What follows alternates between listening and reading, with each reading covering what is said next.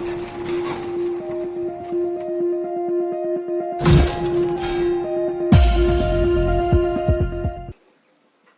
नमस्कार प्रिय विद्यार्थियों। आज हम अपने इस वीडियो सेशन में देखने वाले हैं क्लास 12 हमारी जो चैप्टर नंबर 5 चल रहा था। आज देखेंगे अवयव सिद्धांत की सहायता से कोई भी इक्वेशन है उसको हल करना, कोई भी रैखिक समीकरण है उसको हल करना।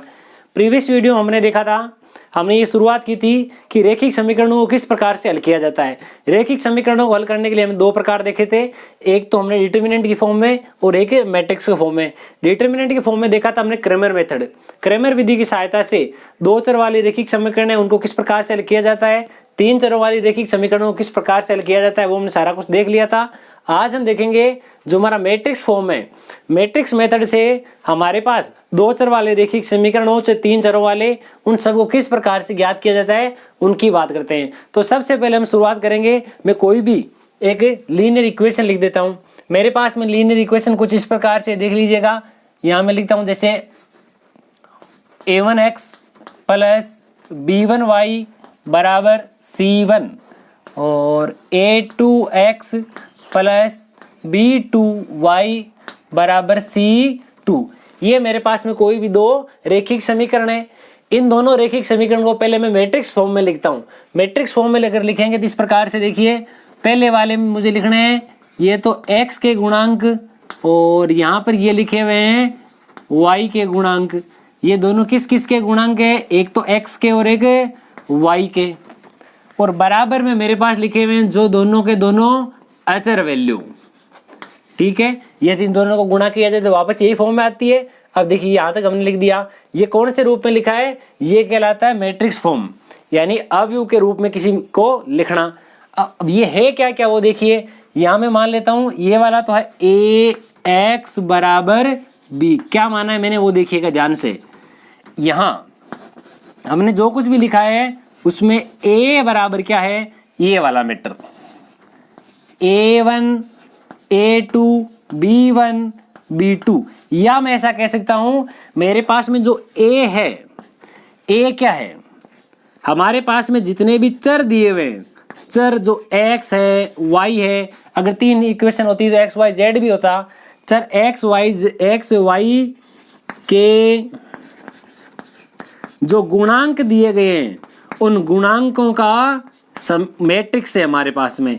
a क्या है, हमारे पास में x और जो y है उनके जो कोफिशिएंट दिए हुए हैं उन सबके जो एक मैट्रिक्स फॉर्म में बनाने पर वो मैट्रिक्स है, उसको a नाम दिया है।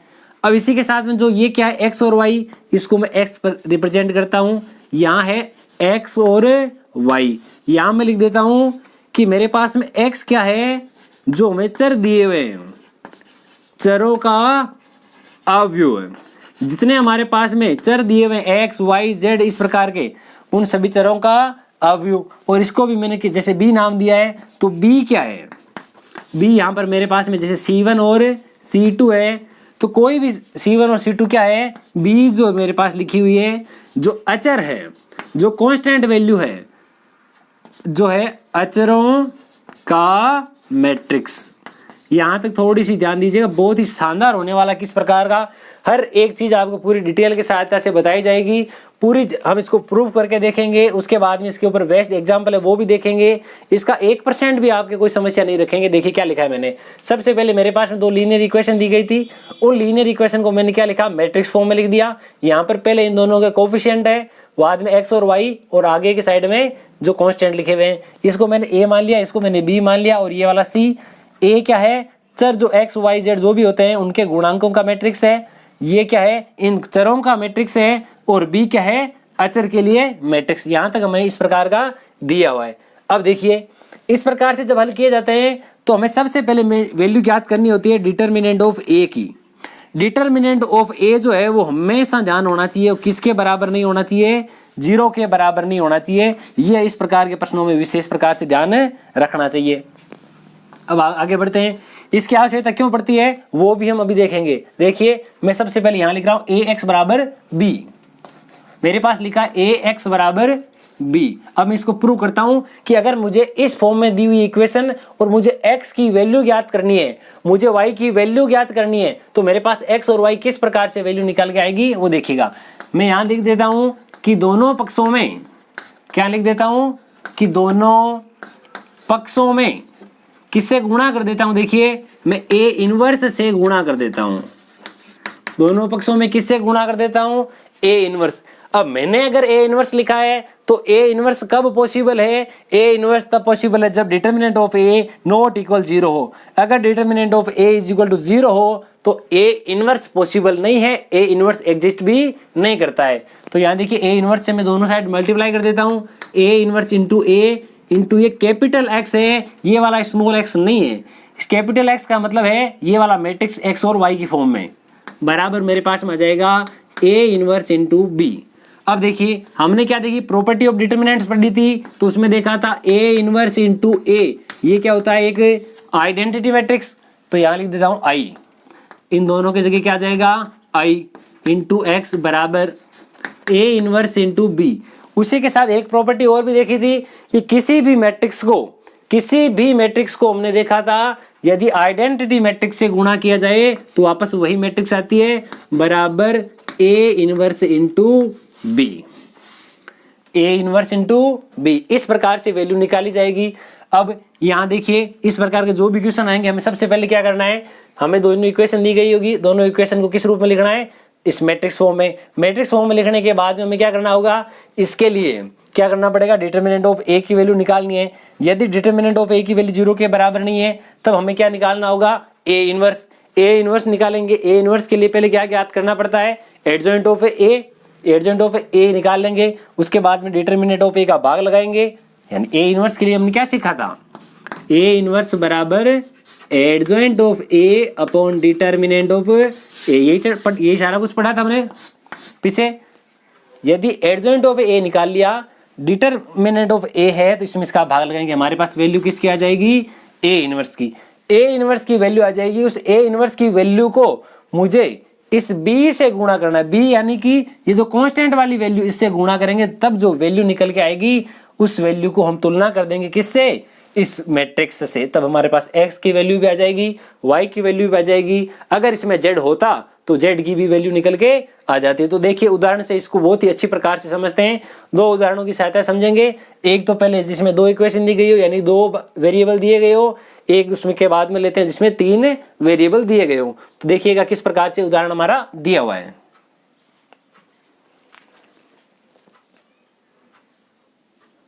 तो ये हमारा उदाहरण नंबर 13 दिया हुआ है। उदाहरण नंबर 13 क्या है, उदाहरण नंबर 13 में हमें ये बोला गया है कि मैट्रिक्स सिद्धांत की सहायता से हमें निम्नलिखित रैखिक समीकरणों को हल करना है। ये हमारे पास दो लीनियर इक्वेशन दी गई है, इनको हल करते हैं। देखिए इनको हल अगर करेंगे तो सबसे पहले मुझे क्या लिखना पड़ेगा, अवयव यानी मैट्रिक्स के रूप में मुझे लिखना पड़ेगा।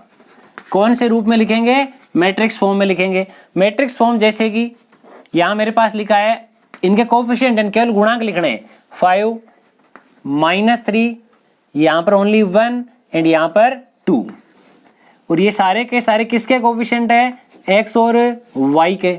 इतना भी हमने लिख दिया। अब इससे थोड़ा सा और आगे बढ़ते हैं तो राइट हैंड साइड में मेरे पास में आएगा 2 और 3।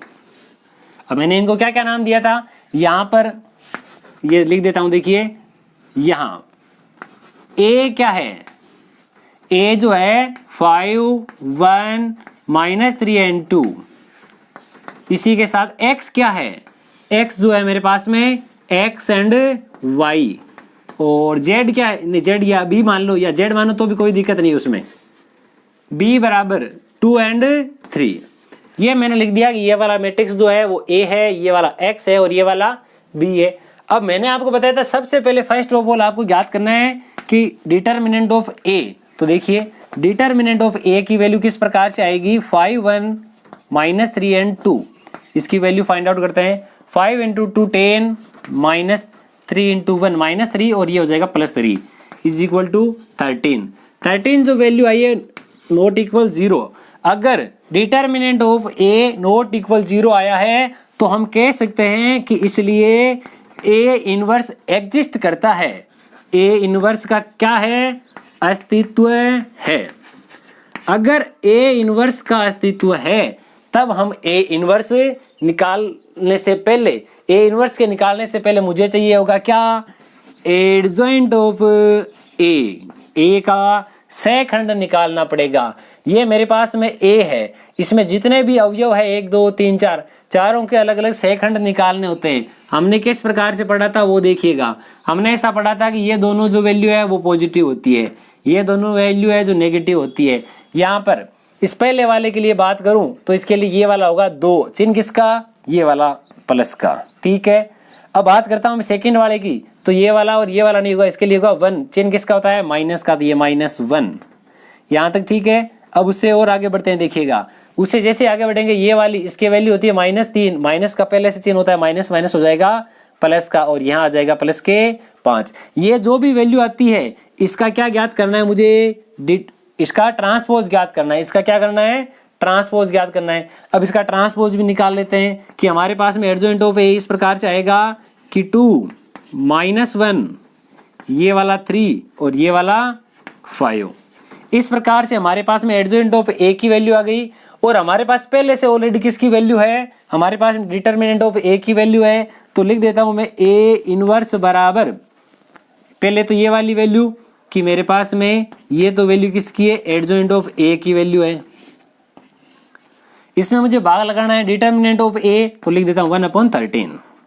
अब देखिए अभी हमने क्या सीखा था, अभी हमने ऐसा सीखा कि x की जो वैल्यू होती है, किसकी, x की, वो इस प्रकार से आती है a इनवर्स गुणा b। तो x, तो यहां लिख देता हूं x बराबर a इनवर्स, यानी लिखा है 1/13, 1/13 इंटू ये वाला 2 -1 3 and 5 3 5 और इसको गुणा करना है मुझे मैट्रिक्स B से, B लिखा है 2 and 3। तो यहाँ देखिएगा मेरे पास में कुछ इस प्रकार से वैल्यू निकल के आएगी, 2 × 2 4, 3 × 3 9, ठीक है। अब मैं क्या करता हूँ, देखिए 1 × 2 -2, 5 × 3 +15, ये वैल्यू आ गई।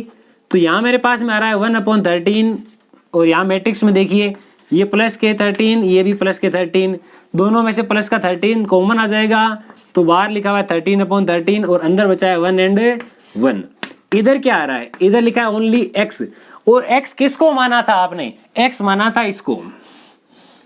x की जगह मैं लिख सकता हूँ x और y, मैट्रिक्स क्या इसके लिखे x and y। तो 13 से 13 कैंसिल आउट हो गए, 13 से 13 और x की वैल्यू आ जाएगी मेरे पास ओनली 1 एंड जो y है उस y की भी वैल्यू मेरे पास क्या जाएगी, ओनली 1। इस प्रकार से हमारे पास x और y की जो वैल्यू है वो निकाल ली जाती है। कब, जब हमारे पास में 2 लीनियर इक्वेशन दी गई हो।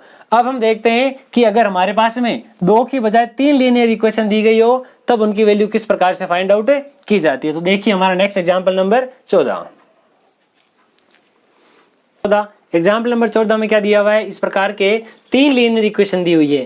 3 लीनियर इक्वेशन है, हमें मैट्रिक्स फॉर्म की सहायता से इसको हल करना इस प्रकार का दिया हुआ है। तो सबसे पहले इसमें देखिए मैं मैट्रिक्स बना लेता हूँ। सबसे पहले लिखेंगे मैट्रिक्स के रूप में, लिखने पर मैट्रिक्स के रूप में जब लिखेंगे तो मेरे पास में ऐसा आएगा, देखिए यहाँ 2, यहाँ 1, यहाँ 1, यहाँ लिखा है -1, यहाँ +1, यहाँ -1 और यहाँ लिखा हुआ है 3, यहाँ लिखा है 1 एंड यहाँ 1, ये आ गया मेरे पास में। सेकंड जो आएगा ये किस किस के कोफिशिएंट है, एक x के, y के और z के, तीनों के अलग अलग प्रकार से कोफिशिएंट दिए हुए हैं। बराबर में जो मेरे पास में कांस्टेंट वैल्यू है वो क्या है, 9, 6 एंड 2, इस प्रकार से हमें दिया गया है। अब देखिए इनमें क्या क्या है वो मैं मान लेता हूँ। a बराबर, यहाँ पर a की वैल्यू क्या है, ये मेरे पास में 2, 1 एंड 1 लिखा हुआ है, -1, 1 एंड -1 लिखा हुआ है, 3, 1 एंड 1, ये a की वैल्यू। तथा इसी के साथ में x जो है वो x क्या होता है, जो हमारे पास में अलग अलग प्रकार के चर हैं उन चरों का मैट्रिक्स दिया हुआ है। और इसी के साथ जो लास्ट और b है, b क्या होता है, जो हमारे पास अचर दिए हुए हैं उन सभी अचर का मैट्रिक्स फॉर्म होता है। कि आप चाहो तो लिख सकते हो a, b और c क्या है। सबसे पहले मुझे ज्ञात करना होता है कि a का डिटर्मिनेंट। ये जो क्वेश्चन है अक्सर एग्जाम में 2 प्रकार से पूछा जाता है। किस प्रकार से पूछा जाता है, पहला प्रकार इस प्रकार से दिया जा सकता है कि दिए गए निम्न रेखिक समीकरण युग्म को अवयव सिद्धांत की सहायता से हल करो, इतना ही दे दे। या फिर दूसरा तरीके से अगर पूछा जाए तो ऐसा दे देगा, निम्न 3 रेखिक समीकरण दिए गए हैं जिसमें a की वैल्यू ये है। अगर a की वैल्यू ये है तो फर्स्ट ऑफ ऑल आप क्या ज्ञात कीजिए, a इनवर्स फाइंड आउट कीजिए। अगर a इनवर्स आ जाता है तो उसके बाद में मैट्रिक्स सिद्धांत की सहायता से एक्स वाई और जेड के मान ज्ञात कीजिए। दोनों काम क्वेश्चन है, केवल भाषा चेंज होती है, उस पूरे का लिखने का तरीका पूरा सेम टू सेम रहेगा। देखिए मेरे पास ए आ गया, बी आ गया और एक्स आ गया, तो मुझे क्या ज्ञात करना है, मुझे ज्ञात करना है डिटर्मिनेंट ऑफ ए। तो देखिए इसको मैं डिटर्मिनेंट के फॉर्म में लिख देता हूँ 2 1 1 -1 1 एंड 1 और यहाँ लिखा है 3 1 एंड 1, ये मैंने लिख दिया। अब इसको देखिए हल करते हैं। जब इसको हल किया जाएगा तो मेरे पास में क्या आएगा, ये 2 1 इंटू 1 1 इंटू -1, ये -1 और वो -1 प्लस का हो जाएगा -1, ये माइनस और ये माइनस पहले से ऑलरेडी प्लस का हो जाएगा। जैसे ये वाला वैल्यू प्लस की हो जाएगी तो मैं यहाँ क्या लिख सकता हूँ, ये वाला चला जाएगा और ये वाला चला जाएगा। 1 इंटू 1 -1 1 -1 प्लस 3 ब्रैकेट में ये वाला 3 आएगा तो -1 -1, ये माइनस का 1 एंड माइनस का 1। इतना सब कुछ हमने लिख दिया। इतना लिखने के बाद में हमारे पास क्या वैल्यू आती है, देखिए यहाँ 1 + 1 2 हो गया, 2 इंटू 2 हमारे पास में यहाँ हो जाएगी वैल्यू 4। यहाँ पर वैल्यू कितनी हो गई 4। यहाँ पे 1 - 1 हो गया 0 0, किसी भी नंबर से गुणा करो हमारे पास में यहाँ जो वैल्यू आएगी वो कितनी आएगी 0। नेक्स्ट जो थर्ड नंबर का है -1 एंड -1 -2 इंटू 3, तो यहाँ पर मेरे पास में वैल्यू आ गई -6 और यहाँ ऑल ओवर जो वैल्यू है वो मेरे पास में आ रही है -2। डिटर्मिनेंट ऑफ ए जो मेरे पास में आया है निकल करके वो आया -2 और ये 0 के बराबर नहीं है। अगर 0 के बराबर नहीं है तो मैं ऐसा कह सकता हूं कि ए इनवर्स पॉसिबल है, ए इनवर्स एग्जिस्ट करता है। अगर ए इनवर्स पॉसिबल है तो हमारे पास में क्या निकालना पड़ेगा, एडजॉइंट ऑफ ए। तो देखिए एडजॉइंट ऑफ ए किस प्रकार से निकालेंगे, एडजॉइंट ऑफ ए ये 3 ऑर्डर का डिटर्मिनेंट है। 3 ऑर्डर के लिए मैट्रिक्स मान लो ये 3 ऑर्डर का मैट्रिक्स है, इसके लिए अब एडजॉइंट किस प्रकार से निकालते हैं वो देखिएगा। हमने पीछे वाले वीडियोस वगैरह में सारे कुछ देखे थे, जहां हम एक्सरसाइज 5.1 कर रहे थे, एग्जाम्पल कर रहे थे। 2 ऑप्शन है, दोनों में से कोई भी ऑप्शन आप काम में ले सकते हो। पहला तो यहाँ पर मेरे पास 9 एलिमेंट है, 9 के लिए अलग अलग सहखंड लिखिए, उस प्रकार से भी आप ज्ञात कर सकते हो। और दूसरा मेथड आपने जो 5.1 एक्सरसाइज है उसमें बहुत ही ज्यादा क्वेश्चनों में ये वाला मेथड काम लिया था। तो देखिए किस प्रकार से इनको हल किया जाएगा। ये इस प्रकार से मैंने 3 अलग अलग डिटर्मिनेंट बना दिए। बीच वाला होता है किसका, माइनस का। फर्स्ट एलिमेंट की बात करूं ये होता है प्लस का, इसके लिए ये वाले 4 काउंट होंगे। देखिए तो यहाँ लिखा है 1 -1 1 एंड 1, ठीक है। सेकंड वाले की बात करूं तो ये होता है माइनस का, तो इसलिए मैंने माइनस लगा दिया। 1 1 1 1 1 1 1 एंड 1, ये भी हो गया। जो वैल्यू इसकी निकल करके आएगी याद रखना, उसका क्या करना है, ट्रांसपोज करना है। उसका क्या करना है, ट्रांसपोज करना है। अब देखिए मैं तीसरे की बात करता हूँ इस 3 के लिए, तो 1 1 1 -1 1 1 1 -1, ये हो गया। अब दूसरे वाले की बात करें तो इसमें ये होता है प्लस का, नहीं पहले वाला माइनस का और बीच वाला प्लस का और लास्ट वाला फिर से माइनस का होता है। इस 1 की बात करूं, इस 1 की बात करूं तो हमारे पास में क्या आएगा, देखिए ये वाला और ये वाला काउंट होगा नहीं। 1 3 1 1 1 1 3 एंड 1। अब बात किसकी करते हैं, इस 1 की, तो चारों कॉर्नर की जो वैल्यू है वो आ जाएगी 2 3 1 1। इस 1 की बात करते हैं तो हमारे पास में ये आएगा नहीं और ये आएगा नहीं।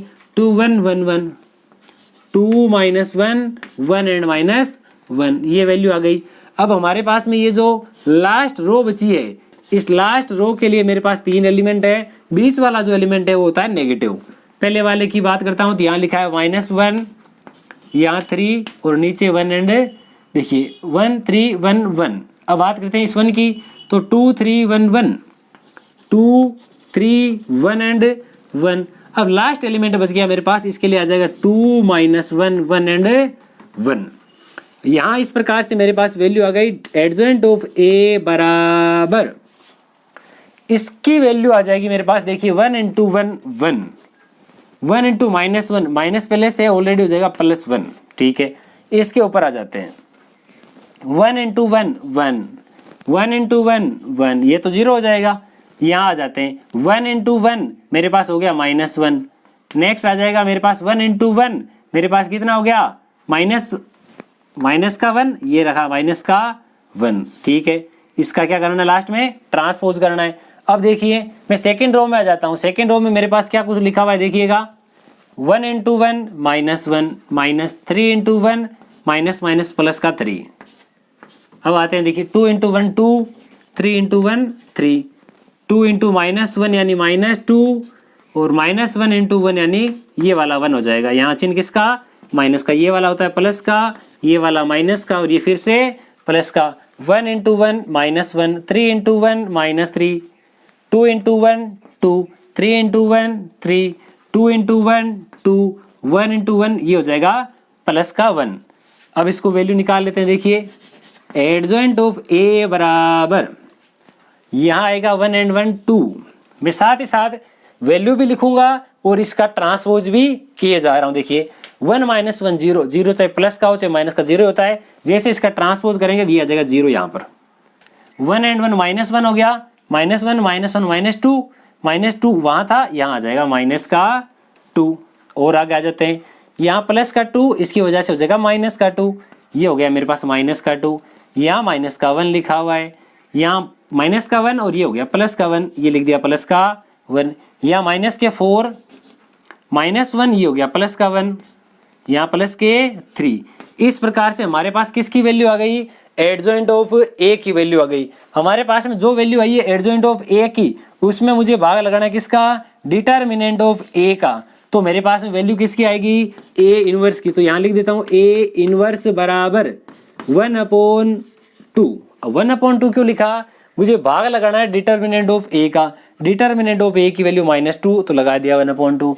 अब इसको गुणा में आएगा ये वाला मैट्रिक्स 2 0 -2 -2 -1 एंड 1 माइनस के 4 प्लस का 1 एंड 3। इस प्रकार से हमारा ये ए इनवर्स जो है उस ए इनवर्स की वैल्यू आ गई। और हमने अभी क्या सीखा था? हमने ये सीखा था ए इनवर्स को यदि बी से गुणा करेंगे तब हमारे पास में एक्स वाई जेड की वैल्यू आएगी।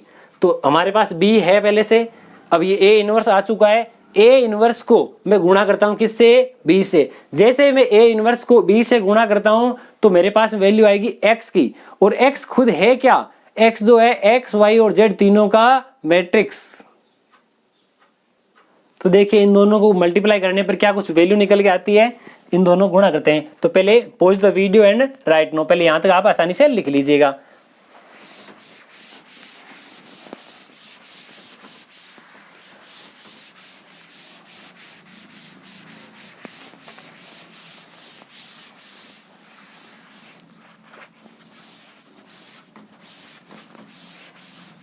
अब देखिए हमारे पास में क्या है? ए इनवर्स आया हुआ है और बी की वैल्यू जो हमारे पास पहले से दी हुई है। अब इन जब दोनों को गुणा करते हैं तो क्या आएगा? क्या लिखा था हमने? एक्स बराबर होता है ए इनवर्स गुणा बी। यही प्रूफ किया था हमने। तो एक्स बराबर ए इनवर्स की वैल्यू लिखी हुई है 1/-2 और यहाँ लिखा हुआ है 2 0 -2। आगे लिखा हुआ है -2 -1 एंड 1। लास्ट में लिखा हुआ है 4 1 एंड 3। ये ए इनवर्स की वैल्यू हो गई। अब ए इनवर्स की जो वैल्यू है उसको मुझे गुणा करना है। किससे गुणा करना है? बी से। बी की वैल्यू 9 6 एंड 2। अब देखिए दोनों को गुणा करते हैं। हमें आसानी से आता है कि एक मैट्रिक्स को दूसरी मैट्रिक्स से किस प्रकार से गुणा किया जाता है। 2 × 9 18, 6 × 2 -12, 4 × 2 -8। फर्स्ट रो कंप्लीट हो गई। सेकेंड में आ जाते हैं। आगे इसका कुछ दिया हुआ नहीं है। 0 × 9 ठीक है, 1 × 6 -6, 1 × 2 +2 ये भी आ गया। और आगे बढ़ते हैं। 2 × 9 तो माइनस के 18, 1 × 6 तो प्लस का 6, 3 × 2 यानी प्लस का 6 ये भी आ गया। अब मैं क्या लिखता हूँ? -1/2। इन सब के बराबर वैल्यू क्या आ रही है? x। तो यहाँ क्या आएगा देखिएगा, 18 जो है वैल्यू प्लस की है और यहाँ पर 20 जो है वो नेगेटिव वैल्यू है। मेरे पास बचेगा ओनली 2, वो भी माइनस का। यहाँ पर बचेगा माइनस का 4। क्या बचेगा? माइनस का 4। यहाँ 6 और 6 हो गए 12 है, जबकि 18 माइनस के, तो मेरे पास बचेगा माइनस का 6। क्या बचेगा? माइनस का 6।